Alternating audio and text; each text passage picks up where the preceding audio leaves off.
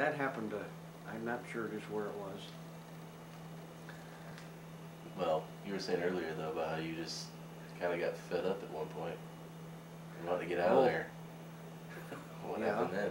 That was, I don't remember just what the deal was.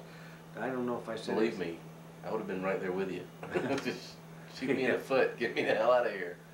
Yeah, there was a couple of times, but that time I think you was talking about. I was back in the. We were back in. Wasn't dug in. We were in a building, I guess, and we just come out of a firefight, and we were. Well, I was here, but I was hoping that I'd get hit to get the hell out of there. Yeah. And when that deal was going on, you kind of figured that you wanted to get hit, but you wanted to get hit someplace where. You know, you wasn't long term. Wasn't long term. You could get out of there and be sent back to states. So, but that meant getting maybe your trigger finger shut off or shot off, or your hands banged up, or blowing your part of your foot off. Well, then you were all right. You had it made. But nothing like that. I was talking to a couple of guys in there, and they kind of talked me out of it. And after a while, I was all right after that. I guess. Was that the beginning or towards the end? That was. I don't even remember where it was. There's parts of that stuff that I can't remember. Don't even register anymore. Well, it did then. Even when they come back, I couldn't remember. I don't know. I just put it out of my mind. I just can't remember what was going on. Or what.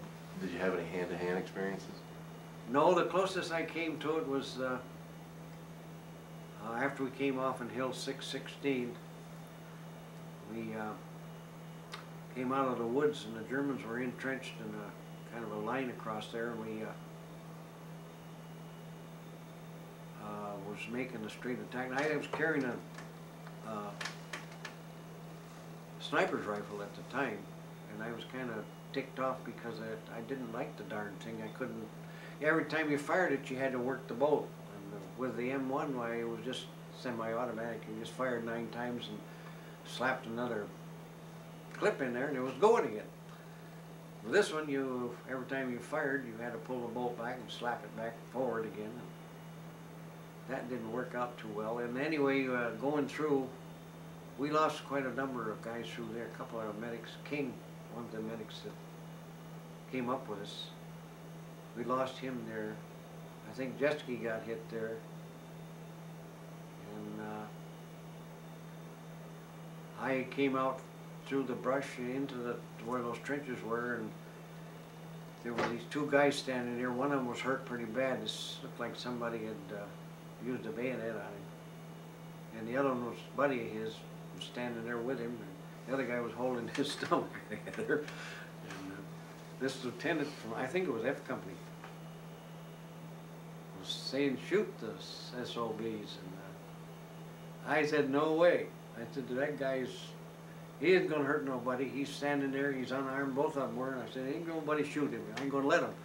And he cussed me out. He's going to have me court-martialed, and God only knows. But things were getting so hot around there that he didn't stick around too long to do anything about it, and I didn't pay any attention to him anyway.